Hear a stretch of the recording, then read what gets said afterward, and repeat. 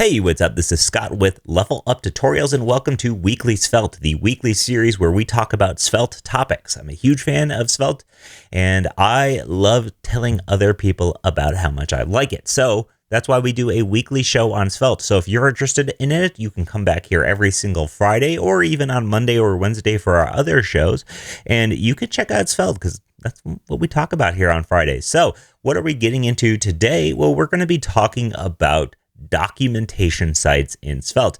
Now, I have been working on my own project, which we'll be talking about in here, but I do want to share with you all the options that I found out there. And if you have found any that I do not mention in this video, leave them in the comments below and I will feature them in another video.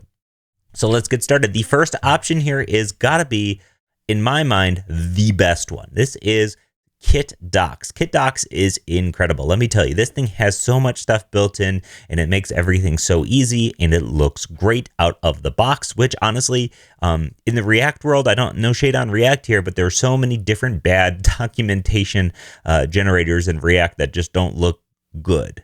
And KitDocs looks fantastic, as you can tell. There's all sorts of stuff where you have a ton of different markdown support built in here, whether that is front matter or custom global components that allow you to just drop in global components into your markdown files. There's also just the ability to have automatic syntax highlighting for your code, something that is no fun to set up.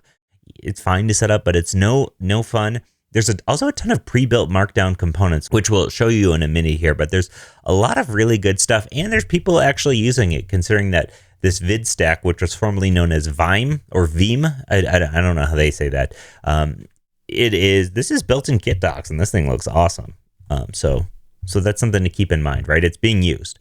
So what's up with KitDocs? Well, KitDocs is very markdown heavy. You have a lot of different things where that is front matter support, like we mentioned, but you have a lot of different features that you don't have to work very hard for, whether that is these steps, right?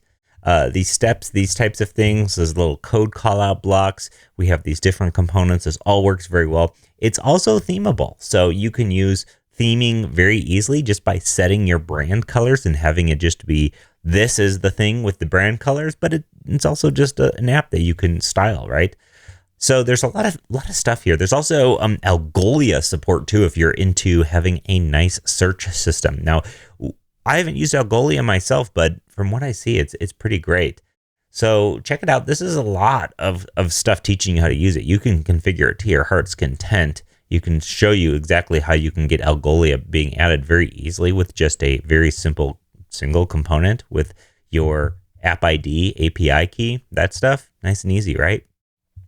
Now, there's also a ton of pre-built components into this thing, which are stuff that you need in just about every single documentation site, whether that is social links, which look nice out of the box. They're just icons. We have tabbed links, so you get some tabs. We have buttons, so an action button, an underline link button, or a raised button. We have these nice little arrow components. Look at that. Slick little animation. Select list that looks good. A chip. I've never heard of this referred to as a chip, but that's a cool name for this thing. We have the color scheme menu, which even just works in line here. The very simple hover menu, a popover, which is like a modal, right? And all of the stuff just works.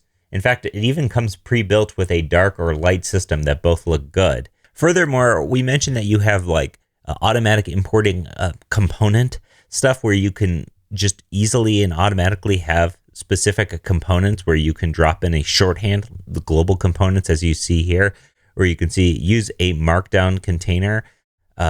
Really kind of neat here if you want to go ahead and have global components. I'm a fan of that kind of thing. So it's really neat. You can set your own marker for whatever the container is for that custom component, block quotes, things like that. It's just really neat. Now, there's also extensions for this. Because if we didn't need more stuff, there's so much stuff in here.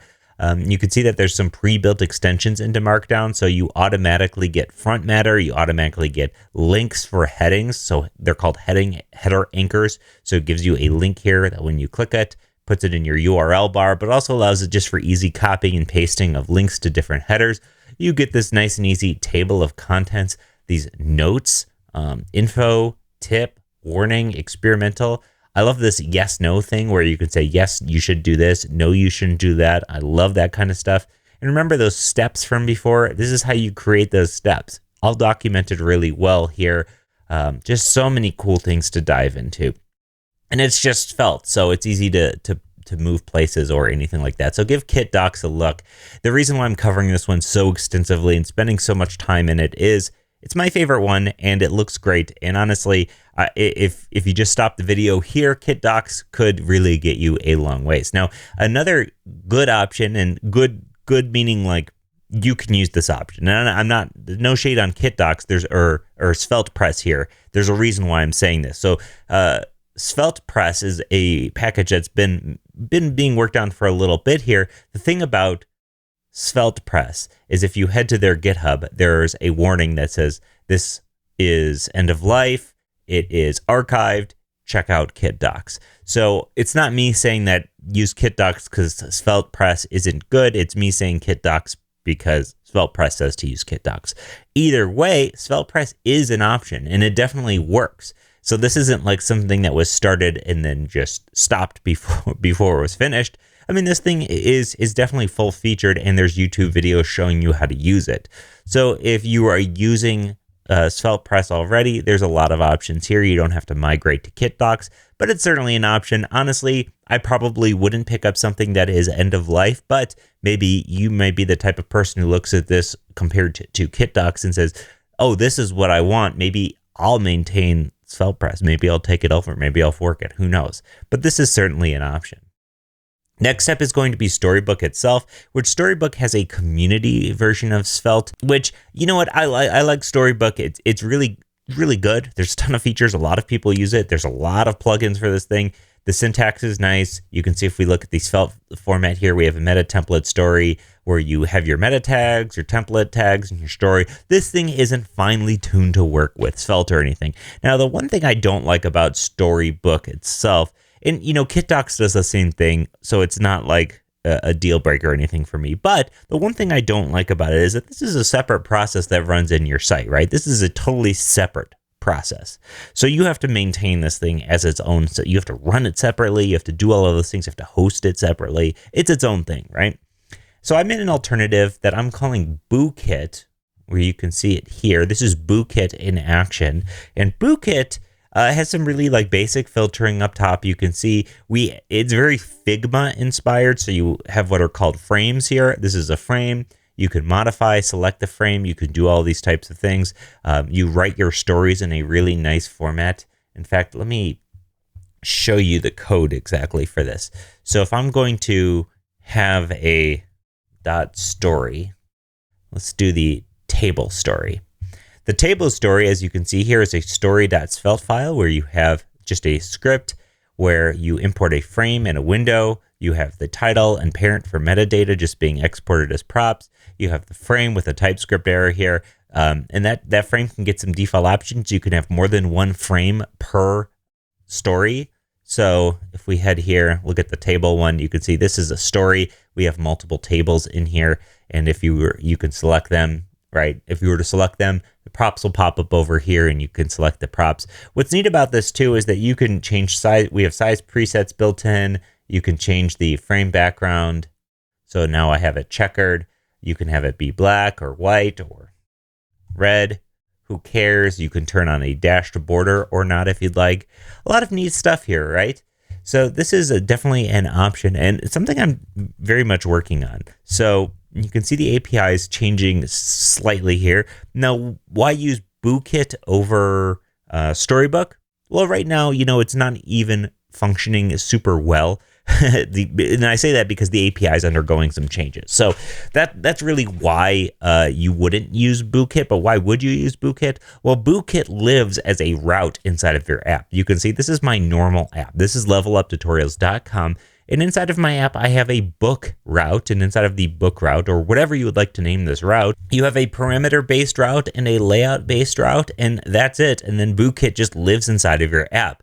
from here without any sort of additional plugin or anything like that, this will suck up every single .story file you have. And it's going to just look for any svelte.story file you have, and it's going to put it into Bootkit. So this thing is kind of a neat option because you don't have to have it running as a separate process. This lives in your app. Now, that might be enticing for some people like me. I don't want to have to maintain many different apps, especially for my documentation site. I just want to have this thing living in my app. So that's why I built this, right? I kind of wanted a SvelteKit focused alternative to Storybook that lives in your app. That's what this is. So if you're interested in helping support this, check it out, give it a star in GitHub, follow along for its development. You could give it a try, but the API is kind of shifting sand right now. So just give it a star, give it a like, check it out. And, maybe you could help support it and help see this thing grow. Now, there are a couple more options here I want to get into, one of which, actually, let's do Skeleton first. Now, I got to love the Svelte community's insistence on just shoehorning the word Svelte into everything. So this is Skeleton, and this is a more bare bones version. You can see that this thing is, it's a little bit new here, right? But if we take a look at it, it's nice and simple. And sometimes nice and simple does the trick, right? Sometimes we don't need all those crazy features, but as you can see here, it's nice and simple and will get you a nice looking documentation site. So you can check out Skeleton in here. It's, like I said, it's simple. It's neat. Now, the last one I'm going to suggest is Svelte's own documentation site is very good. If you head to their docs page, you can see that we have, the standard kind of sidebar, and this is the same documentation site they use for SvelteKit. If we head to their docs, it's the same documentation site they use for Svelte Cubed. And it might be a good option to say, hey, you know what, maybe I'll just keep it with whatever Svelte's using. Now, granted, you don't get dark and light mode with this the same way that you do with KitDocs, and it has less features, so to say, but it is really nice and it's a good option. And it's not going to be as turnkey, but what you can do is you can just simply fork the Svelte repo and you could just start tweaking things here. So this is open source. You might as well give it a try, right? So you have some options here. You could use the official Svelte documentation site. You can use KitDocs, which is my personal pick for a nice looking documentation site. You can use SveltePress if that's something you might be considering. Storybook for a really mature story-based option. You can check out Bootkit for an experimental type of story-based option as well. And like I said, one thing that we're not doing with Bootkit, I should say, we're not trying to get into what KitDocs is doing. KitDocs is straight up documentation. We're just trying to do the story thing more, but it is good for documenting your components. So as always, this is Scott with Level Up Tutorials. If you want to learn Svelte, you might as well check out leveluptutorials.com. We have a ton of Svelte content out here, and we're only going to have more. And we're gonna be ramping up Svelte here on leveluptutorials.com, as if we weren't already, considering the site is built in SvelteKit, and I'm a huge fan myself. So check it out, leveluptutorials.com. We have new content coming all of the time, and we're going to have more and more coming soon. In fact, we're currently working on a big redesign, obviously using SvelteKit, considering this site is built in SvelteKit. I'm not redoing the front-end framework or the framework anytime soon, just the CSS and the JavaScript kind of organization of things. And we're going to be adding quite a bit new features to this. So leveluptutorials.com, give it a subscribe if you want to help support this channel. You can pay us monthly or yearly for a premium account where we release a new premium tutorial series every single month, with the latest one being Modern WordPress for Beginners, where we show you exactly how you can get up and running with WordPress. So thanks so much for watching, and I will see you next week for Weekly Svelte, or check back here on Monday for a code blog where we talk about how to create this really awesome text overlay. It's a text overlay for a gradient outlined text. It's a really cool technique and something you're not going to see anywhere else. So as always, thanks so much for watching. I'll see you in the next one.